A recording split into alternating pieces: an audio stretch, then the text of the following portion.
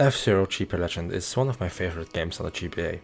I still enjoy it to this day, but when you compare it to other F-Zero games, it seems to be the odd one out in one particular aspect: difficulty. For me at least, GP Legend seems like the easiest entry in the franchise. That doesn't make it a bad game though.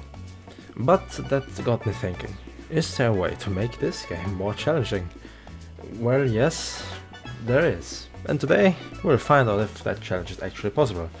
Today, we'll answer the following question: can you beat F-Zero GP Legend without boosting?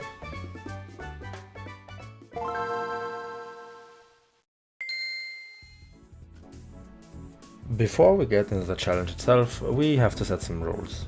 First, what even is boosting? Well, it's this. After the first lap you unlock boost power, which allows you to trade your energy for a speed boost. It's a core game mechanic in the F-Zero franchise, and you should use it often in the normal playthrough. What about boost pads and boost starts? I would consider them okay, since they do not drain your energy and they don't work quite the same as normal boosting. Now, when have we beaten the game? There really isn't an indicator that tells us when we are done, except the credits, which play after you complete a Grand Prix or when you finish any character story missions, so that one isn't telling us anything. There are 3 core game modes that we need to complete in order for us to beat the game: Grand Prix, Zero Test, and Story Mode. And as an added bonus challenge, the Championship course. Now that we have that out of the way, let's begin with the Grand Prix.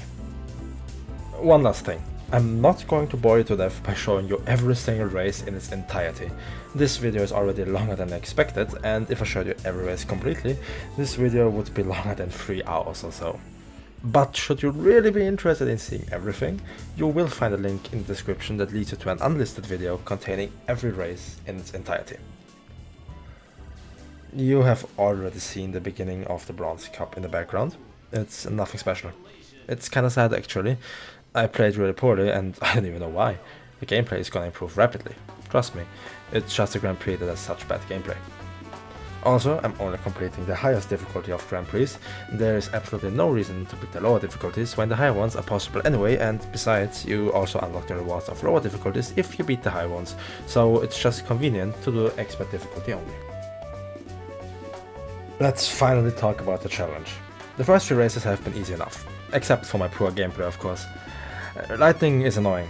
The track is way too long and doesn't really feature anything interesting, just a lot of boost pads and that's it. Pretty easy track, but it felt like I spent ages on it. Firefield is up next, and wow, I don't remember mines being so inconsistent. Maybe I'm just bad, but sometimes mines just yeet you across the track, which isn't very helpful. I even lost a machine on this track. Mines are useful to get a small speed boost, that's why I'm trying to hit a few every lap, but as I just said, it can go wrong. Luckily, nothing went wrong on the second attempt, so we have another very easy track. And with that, we have completed the Bronze Cup without boosting. I did finish first in every race, but that doesn't matter, since only the final rank matters for completion. The Silver Cup is up next, and this time I'm using a Dragon Ball instead of the Blue Falcon. Silence is another very basic track that's rather easy to complete boostless. I just made sure to hit both boost pads every lap, and that's about it. Sand Ocean is one of my favorite tracks in the entire game. Pretty much every track that allows for skipping is fantastic. It might seem intimidating at first, but it's actually very easy, if you are allowed to boost of course. Without boosting you can't really do long jumps that skip large portions of the track. You are just limited to 2 jumps on this one here and the one right after that. They save a few seconds each, but it adds up after 5 laps. Mute City is interesting since it has mines right after the start, but since they aren't placed well and the CPUs are stupid, they will most likely be destroyed by the time you enter the second lap, but at least they offer a little speed boost at the beginning. There are a few boost pads along the track and even a jump, but those aren't really significant, so it doesn't make a difference if you hit them a lot. This is once again not really challenging. Remember what I said about jumps and skips? Well, Big Bro probably has the easiest skip you could imagine. With that jump, you pretty much skip 50% of the track, and even with the obviously cheating CPUs, you will finish this track in no time. Another long and boring track. Even with the many boost pads, this one will take forever to complete. Yes, it's easy, but boring. I can't believe I almost spent 3 minutes on this one. And that's another cup down. Pretty easy as well, but we're only getting started. Time for the Gold Cup. Once again, a new machine. Big Fang this time, and finally we have a fun track. Port Town is up there with some of the best tracks in my opinion. The split paths are nice, but it doesn't really matter which one you take. I alternated between both every lap and I didn't see any big differences in the lap time at the end. It's funny to see the CPUs kill themselves on tracks like these though. And from fun, right back to boring. What is it with silence and bad tracks? A few boost pads and a jump. That's it. That's the track. Nothing else to talk about here. Moving on to the next one. I really like Whiteland. A machine with worse handling would have been great here. Sliding on ice is just way too much fun. The Big Fang sticks a little bit too much, so I couldn't really do that. Besides that, this is a nice track, except the fact that I choked on levels I could have never imagined, so I finished third. Sad, I know. I hope you remember what I said about mines. Look at my machine count. Yeah, another one sacrificed to the gods of Firefield. It's another fun track. You can get quite some speed boosts from all the mines and boost pads, but once again my brain just decided to go on a break for a moment and I finished 4th. Even worse than before. There's a 50-50 chance of getting Red Canyon or Illusion as your last track of the Gold Cup. I was hoping for Red Canyon since it's a more exciting track, but well, guess it's Illusion then. Illusion is probably one of the most boring tracks in the game. It only has one challenge, no guardrails. If you screw up, you just start from the beginning. No need to try and catch up. 3 down, 1 last cup remaining. It is the longest one of them all. Time for the Platinum Cup. Let's go. I really like the Platinum Cup. It features all the tracks from the original F-Zero, which is a nice throwback. Once again, the first few tracks are very basic. They are the first tracks of F-Zero in general, so of course they won't be difficult. They are fun to race on, but that's really all they have going for it. Short and simple, but only the first ones. It just gets better from here. A silence track that isn't completely boring? Unbelievable. I love the original silence. Maybe it's the music, maybe it's the fact that I just enjoy yeeting myself into all the mines at once. I really don't know. It's one of my favorite tracks in the game, and another pretty easy one for this challenge. Pretty much the only track that allows for escape in the Platinum Cup is Port Town, and even that one isn't saving a lot of time, so it doesn't do much except save 2 seconds every lap or so. Red Canyon is a bad track, but obviously the one with the best music. Would have loved if it were longer, but I can't change the original track, so we're stuck with this one. But hey, at least it isn't long and boring. Speaking of long and boring, this is probably my most disliked track in the entire game. There's absolutely nothing. Not a single boost pad, mine, jump, or anything. It is harder with other machines, but the space anchor just goes smoothly through every corner, so even that obstacle isn't really a problem here. I will always find those chunks of guardrails funny whenever I see them. Just cut through them and save a second or so. Once again, I should have picked a machine with worse handling, but I can't change that now. Whiteland is again an alright track.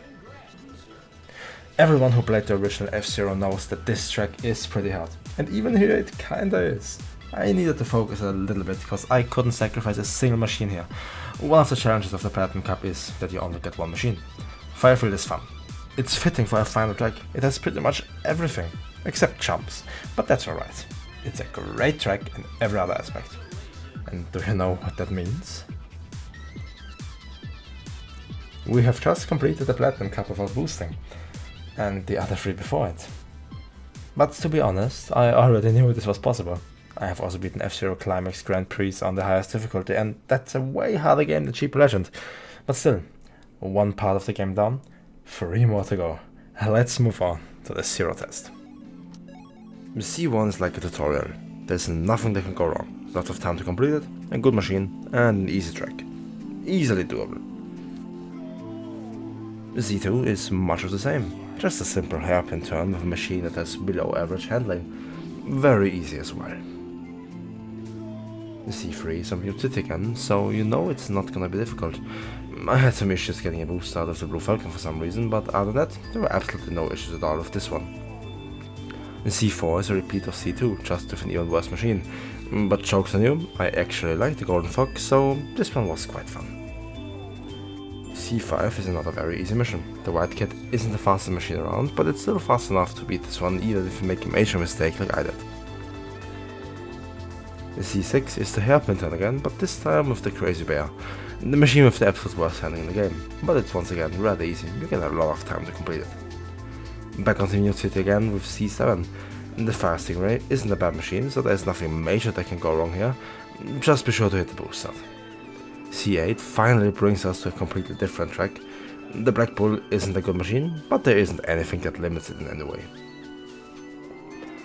Z9 is the first track where we can't use a boost out, which would usually be an issue, but thankfully the timer on this one is quite nice and it doesn't really require you to use your own boost at all. Z10 is the first full lap test and it's actually rather difficult. Believe it or not, but 20 seconds on this track without boosting is quite tight. I had a lot of good attempts that were close and I was getting pretty consistent, but still not fast enough to beat it in under 20 seconds. I was 100% sure it's possible, it just needs better execution and a lot of practice. And well, that's exactly what I did. After way too many attempts, I finally got an amazing run that combined everything needed to be fast enough, taking the corners as tight as possible and finally getting a good jump at the key place here. But even with a run like this, it was close. Really close. 19.96 is barely under 20 seconds, but hey, we beat it. Time to move on to the next one. Z11 feels like a choke after the challenge that was C10. Just hit all the boost pads and you're done. Oh yeah, back to Firefield with my favorite obstacle in the game, mines. Would you believe that this one took even more attempts than C10? Well yes, it did. If you want to beat these boosters, you have to hit mines to gain speed. The 2 boost pads alone aren't enough. 18 seconds might seem like a lot for such a short track, but it's hard. I was getting close to 18 seconds, but still about 1/3 of a second too slow. I didn't really know where I can shave off that much time when I'm already hitting all the mines I can. After a lot of time, I had a run which I can only describe as a miracle. Every single mine hit me exactly how I wanted it to, and that was enough to finally beat C12 in under 18 seconds. And even with some time to spare. I still don't know what I did wrong before. And that means we have completed Class C of the Zero test without boosting. Great! Let's ramp up the difficulty and move on to Class B. B1 is easy enough. Simple turns with an okay machine. Nothing too fancy, just go fast and win. You know I love this track, and it's a fun test too. B2 has a glitch where you can beat it in 0 seconds if you were allowed to boost, but sadly we can't do that here. Even without it, it's possible, just not as much fun as with the glitch of course. Once again on box ring with B3, this time with a worse machine than before, but still not bad enough to make this one any harder than B1. B4 is another mission without a boost start, but we don't need it anyway. I already mentioned that you can skip 50% of this track with a simple jump, so we'll do that and beat it without any effort. B5 seemed harder than it actually was, mainly because the White Cat is rather slow and you only have 1 boost pad, but that was actually enough to make it another rather easy mission. Missions with the Crazy Bear are generally difficult, at least for me. I just don't know how I could ever keep control of this thing.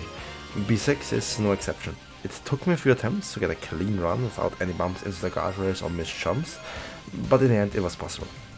B7 surprised me with its crazy difficulty. I knew the Golden Fox was slow, but this slow? Unbelievable. There ain't much you can do here. No boost pads or jumps. Just a few corners and that's it. Everything you need here is clean execution and that's barely enough. Never again. I guess some random missions can be really difficult. I learned from my previous misjudgment, you actually get a better machine for B8, so this one is even easier than the previous one on Mistflow. 1 full lap on Sand Ocean? Sign me up. C9 is a very easy mission, using those jumps to skip some parts is key to beating it in time. C10 is another mission with a slow machine, but the Bloodhawk is actually not that bad in every other aspect, you're provided with enough time to slide through the corners as well. The Death Anchor is quite fast, so we won't have any issues on C11. I told you before that this track is very easy, and that doesn't change on a zero test. We're finishing Class B with a boring headlong track. C12 gives us the Aeropolis, another slow machine on the rather long track. Thankfully there are a ton of boost pads you can use. Class B had some more challenging missions than Class C. Let's hope that trend continues when we move on to Class A. Class A starts off interesting with fire field and only a small portion of energy. Usually, you recharge your energy to be able to boost, but since we don't boost here, I will use every bit of energy to gain speed from mines. As you already know, I hate mines, so this one took a while, but it wasn't that bad. Dragon Bird. Honeycomb Ring. Anything else I need to say? A2 could have the mission in Class C and nobody would have noticed. There's absolutely no challenge here. And pretty much the same thing can be said for A3. Weird to see a full lap this early. A4 is great. I always like the deep claw, especially on tracks that allow it to use its full sliding potential. Very fun. A5 is supposed to be hard, but sadly it isn't. Just knowing how to properly take this corner makes this one incredibly easy. I don't know what it is, but I really had problems getting the boost start with the Wonder Wasp. After I got it, it still took me a few attempts. The timing on A6 is quite tight, but it's possible to beat it without boosting. A7 brings us back to Silence, and this time with the Mad Wolf. Not as fun as the Deep Claw, but still enjoyable enough to not be boring. As I already mentioned in the Grand Prix, Illusion in general is a very easy track, and when you're able to use an acceptable machine, you won't have any problems on it. Once again, the boost start was the hardest part on A8. By now you should know that I really like this track and the Gold Fox as well. A9 combined two great things into one pretty nice challenge. A10 is another mission that would have been better for Class C. Replace this with C10 and it would make a lot more sense. A11 gives us a great machine on a nice track. That's all I can say for this one. The final mission of Class A gives us an amazing track and a good machine too. I initially thought this one would be difficult, and while it was challenging, it wasn't on the level of C10 or C12. Hitting a mine is essential to beating it in time. Class A was interesting and more challenging than the previous ones, but now it's time to beat the final 12 missions of the zero test. We have seen this exact mission before. This time we just have a worse machine. S1 really isn't giving us anything new or interesting. S2 on the other hand is great. Mighty Typhoon is a machine I never use, which is a shame honestly. It may be slow, but it feels nice around corners. And by the way, wasn't this beautiful? Couldn't have been better. Nice track, good challenge, enjoyed a lot. It's Firefield once again, and the Crazy Bear returns, with barely any energy this time. S3 was tricky, mainly because Crazy Bear sucks, but I got used to it by now. It's an okay challenge. Nothing too difficult, but fitting for Class S in my opinion. S4 is another low energy mission. This time we get the Bloodhawk, and I already told you that the Bloodhawk isn't that bad. This track doesn't really provide anything the Bloodhawk can't handle, so this only took a handful of attempts to beat. Class S has many full lap missions, starting with S5, and honestly, I don't want to talk about this one just yet. I will explain later. For now, this remains unbeaten. I talked about Port Town before. You know about the skip, and of course I used it. I don't think it's possible to beat S6 without skipping, so I'm sure it was necessary. The White Cat isn't fast.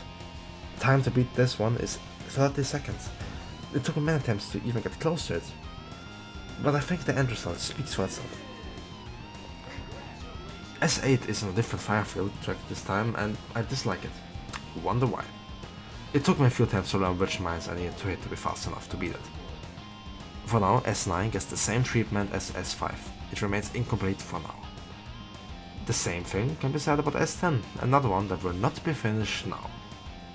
But I was able to beat S11 though. Every track with boost pads is pretty easy to be honest. Illusion isn't hard. Not even with a terrible machine like the Black Bull. You get tons of time to beat it, so there isn't really a challenge. Sad for the final mission of the zero test. You know we skipped over 3 missions in Class S. I wanted to finish the rest first before I focus on one particular race at a time. S5, S9 and S10 all have one thing in common. they might be impossible to beat without boosting. Let's look at them in detail. 15 seconds on the original Mute City with the Dragon Bird. You have seen my best attempt before, 16:21, 1.21 seconds too slow. I'm sure a skilled player can shave off a little bit, but I doubt you can get it below 15 seconds. I then tried to beat it using only a single boost to see if that's possible, and unsurprisingly, it was, but only with half a second to spare. 28.8 seconds on Sand Ocean with the Pence Emerald is tough. My best attempt was over 2 seconds too slow. On this one, I'm even more certain that it's impossible without boosting. I did the same thing again, but here I was sure I needed at least 2 boosts, so I did just that. I was confident that I'm gonna beat it like this, and well, I did, with about 1 second to spare. But that got me thinking, can I do it with only 1 boost? It took many attempts to find the right spot, and even more just trying to get a good run. The start is slow as usual, there isn't any good spot to boost here. This turn, right about here, is very painful. I had to use side attacks to not bump into the wall, but sadly I still lost quite a bit of speed. Right after that, I used my boost. It's a fair long straight here, so I can't really screw up. The Pence Emerald's boost isn't the best, so I lost all the speed again pretty quickly again. But amazingly, I was able to beat the time of 28.8 seconds. At least, I only used 1 boost. Better than 2, not as good as none. 20.3 seconds on Big Blue with the Aeropolis. Here, I'm 100% sure that it's impossible without boosting. My best attempt is over 3.5 seconds too slow. That's even worse than Sand Ocean. The Aeropolis may have amazing acceleration and grip, but it's rather slow and it has a really big booster. I didn't even try to beat it with 1 boost only. I tried it with 2 boosts and even that wasn't enough. Still almost a second too slow. I then tried adding a 3rd boost near the end, which should give me enough speed. Right? Yeah. This seemed possible. 0.05 seconds isn't a lot, so I just went back and tried it some more. I think I found the best possible spots to boost on, but correct me if I'm wrong. Anyway, 3 boosts on this track, and once again flawless driving results in a time that is acceptable. But even with 3 boosts, I almost didn't beat it, so yeah. Now you know why I think this one is 100% impossible without boosting. Well, that was something, wasn't it? But we are still not done. We might have failed the challenge, but only on the zero test. We still haven't tried story mode, so I think it's time to start. Ryu Story starts off incredibly easy. The first 2 missions are very short races against a single opponent who doesn't even try to win. Failing these missions is actually harder than beating them in my opinion. Moving on to more interesting stuff, his 3rd mission is similar to a Grand Prix race on a lower difficulty setting. Even though it's Firefield and it's a track with some mines here and there, it's actually quite easy. Mission 4 is a bit harder. You barely get enough time to beat it without boosting, and I actually failed it a few times because I didn't hit every boost pad. So just be sure to hit every boost pad and you will beat it in time. But wow, look at the time at the end. Couldn't be any closer than that. Don't know why, but I got Mission X before 5, so we're gonna do this one first, and honestly, this is a joke.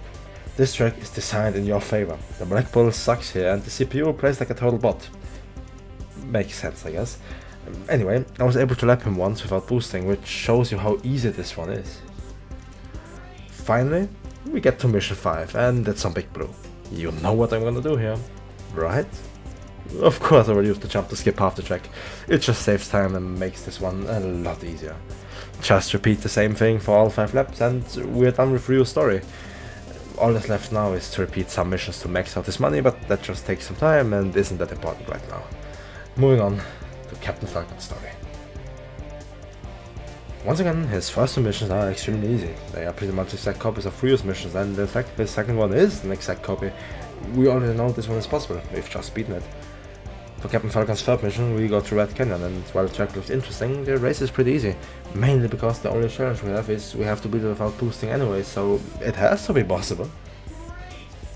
Now we come to his 4th mission, and it's the one I spent the most time on. Believe it or not, but I spent hours on this mission to try and find anything to make it possible. But sadly, I wasn't able to do so. I have had some close runs where I was catching up, but I just wasn't fast enough and the track isn't long enough. You aren't limited by time, but an opponent and something else. something you might not even notice. I only noticed it when I started to edit the footage for this video. I'll talk about it at the end of story mode when we're done with the rest of the missions. And for now, let's pretend we beat it, okay? I did the same thing I did Surface. I just used one boost and beat it to move on to the next mission. Let's leave it here for now. Moving on to mission 5, and it's on lightning. If you remember from Grand Prix, this track is long. Even with the many boost pads, it takes close to 3 minutes to beat, which is an incredibly long time for a single race. Captain Falcon is the only other character, it's the 6th mission, and it's a hard one actually. Probably the hardest mission in story mode overall. You are supposed to help Jody beat Blood Falcon. You complete this mission as long as Jody finishes before Blood Falcon, which sounds easy enough, but it really isn't. The most efficient strategy that I found is to try and get Blood Falcon to destroy himself, which happened here somehow, really don't know how. I also let Jody finish first, because why not? Captain Falcon's story is done? Kinda. Yeah, I'm repeating myself here if I say what I want to say about this one. Let's just move on. Proton is a fun track. Although I like the other one more, but this is alright. But now, you should know that any track with boost pads is rather easy to complete boostless. This track doesn't have that many, but the ones you get are enough to make this a lot easier than it already was. Once more on Proton, we have this interesting track again. We already completed it on Ryu Story, but this time we actually have an opponent. He sadly isn't that challenging though. There really isn't much I can say about this one, it's just a 5-lap race on the first track of the game with a handful of opponents. Jody's final mission is the same one we had on Captain Falcon's story, just from her perspective this time.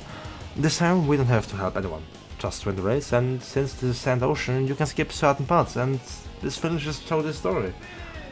Quite boring, I know. And speaking of boring, it's time for Jack's story. We're starting with a 1v1 race on Mute City. It actually seems kinda easy, but would you believe that I didn't beat it on my first attempt?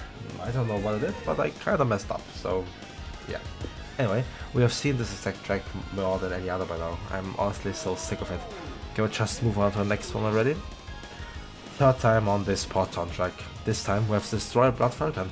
There's no time limit or anything else, so you can just take your time on this mission and destroy him whenever. This is a copy of Jody's 4th mission, just with the Aeropolis now. Both machines play pretty much the same.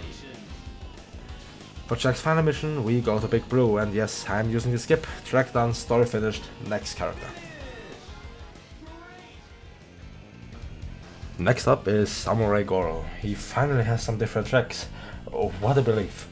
His machine feels really bad in this mission, something story and all that. Still not that difficult to be honest. Now we have a short 1v1 race against Lisa. I actually think this is one of the best story mode exclusive tracks. It's still not difficult though.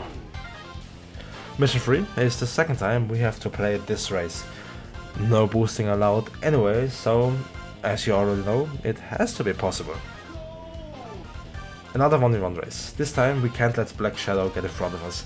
He gets close, but after this turn he just loses control and you will win every time without any effort at all. Goroh's final mission is pretty much his only boring one. You can use the one boost pad on this track to gain a little bit of speed, but that's really everything this track has to offer. Let's look at Lisa's story now. What a surprise! Lisa's story starts on Red Canyon, but hey, this track is nice. Your main opponent is Black Shadow, but because this track is suited for his machine, he really isn't much of a threat.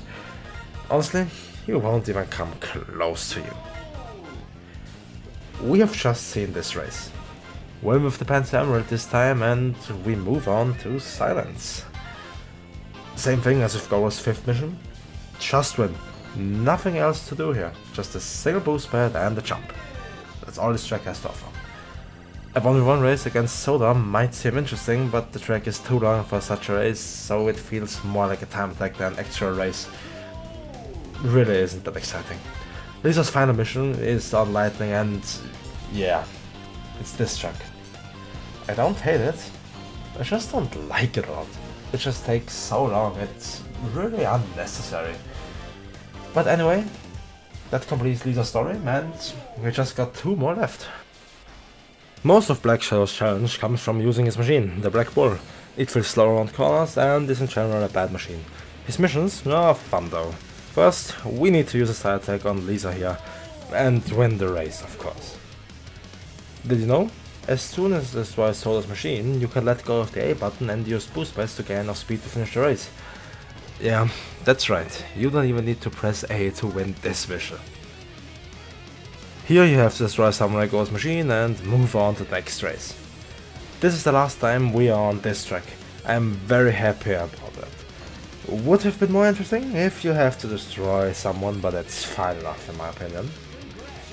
We finally get to see this race from Black Shadow's perspective, and while it is a bad track for the Black Bull, it's not as bad as the CPU made it look like on Ryu Story. I sadly wasn't able to lap my opponent this time, but honestly, that doesn't matter. We've completed Black Shadow Story, so there's only one character left. And that final character is Zoda. We haven't seen this race in a while, we start first here and we have to stay there in order to win. I can copy the same thing as on Black Shadow Story here. You don't need to destroy him to win, but if you do that, you can also let go of the A button. It just takes a lot longer since the Death Anchor isn't able to keep its speed as good as the Black Bull. Another mission we have seen already. How original. This death race is Zoda's only unique mission. Kinda sad, but at least it's a fun one. The other machines are all rather easy to destroy because they have a low body rating. But I'm happy they managed to put a death race in here. Not as fun as the original death race in F-Zero X though. And the grand finale is Big Blue. Yeah, it's Big Blue. Wow. Alright. Amazing. Big Blue. What a track. Unbelievable. Amazing. And with that, we have completed story mode, with one exception. Captain Falcon's 4th mission. Look, this video is already twice as long as I expected, and I don't want to make it more boring than it already is, so I'll be quick here. Alright? Good. So, remember when I said that there's a little detail that I noticed while editing this video? I'm sure you missed it. Look at this footage. Time attack with the Blue Falcon. Look here, at the speed. Now remember this number. Now, take a look at this. Story mode with the Blue Falcon. Look at the speed again. Do you notice something? The Blue Falcon is slower in story mode. Why? Probably because in story mode and skill test, all machines are set to 50% acceleration and 50% speed. In a Grand Prix and time attack, I'm able to adjust this setting to 100%, but story mode and skill tests lack this option. Therefore, every machine is slower there. Fair enough, right? Well, actually no. After some testing I found out that the Bloodhawk is actually slower than the Blue Falcon even when set to 100% speed. The Bloodhawk isn't faster, so why can't we catch up here?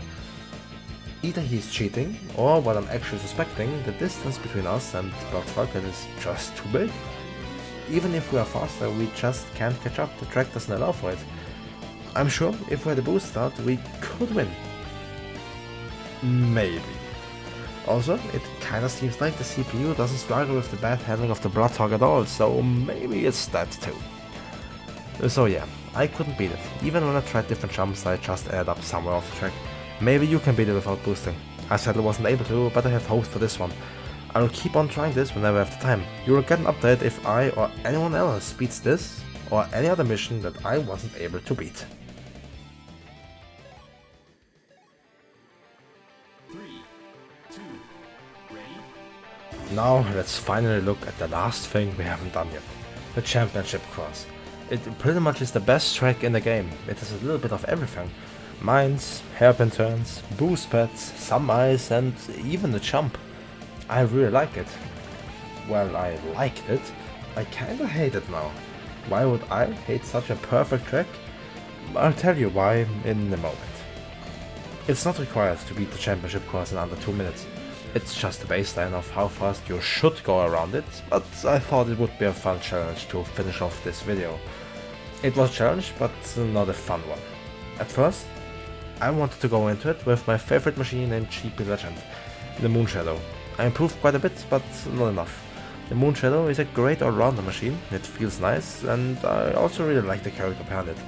Anyway, it seemed promising at the beginning. But more often than not I ended up in the wall, no mind, so those runs weren't that good. And the runs that I finished just weren't fast enough either. My best one was about 2 seconds off. Not bad for the Moon Shadow, but sadly not fast enough for a challenge. I then tried with a different machine, the Space Angler. It has higher top speed and better handling, so it must be better. But honestly, it really wasn't. I gave up rather quickly on this machine after just a few attempts. My next thought was the Twin Norita. Slow, but amazing boost performance and great around corners. One giant drawback though. Timing for the boost start. I don't know why I struggled so much with this one, honestly. Eventually, I got pretty consistent. Like 1 out of 3 would still not work, but fine enough. This particular attempt started out great. Good first lap, I had 24.9s before, but the low 25 is fast enough. There were a little mistake every now and then, but the lap times were good. I was sure this one could be it. As I entered the final lap, I knew this one would be close, but I was confident. I tried my absolute best and well, I almost broke my controller. I was really mad. 0.10 seconds too slow, even with such a bad lap 4, but at least I knew it was possible. At this point I was 100% sure. I just have to try my best and improve some more.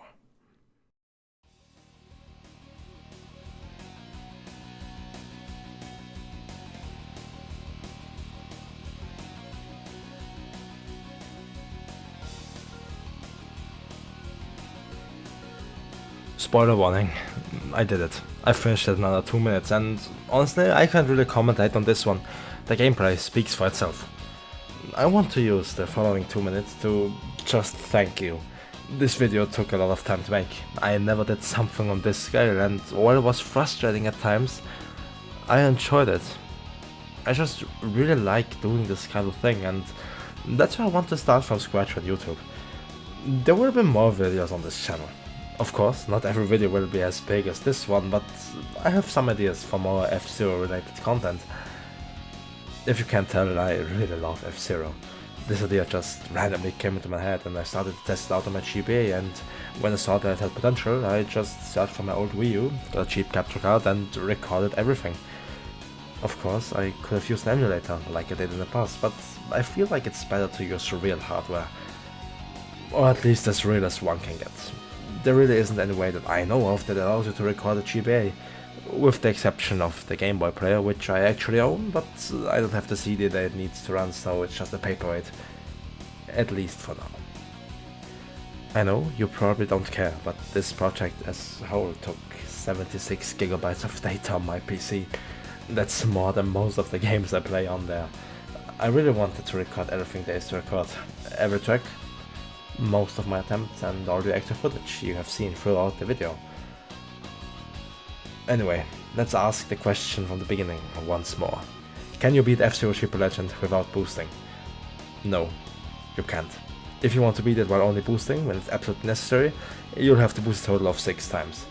Out of the 114 races we need to complete, we only need to boost on 4 of them. 3 in zero tests and 1 in story mode. If you ask me, that's really low. I honestly expected more. I'm really surprised at the result, and maybe you are too. And with that, we are done. I really hope you enjoyed this video. I certainly did enjoy making it, even if I got mad a couple of times, but anyway.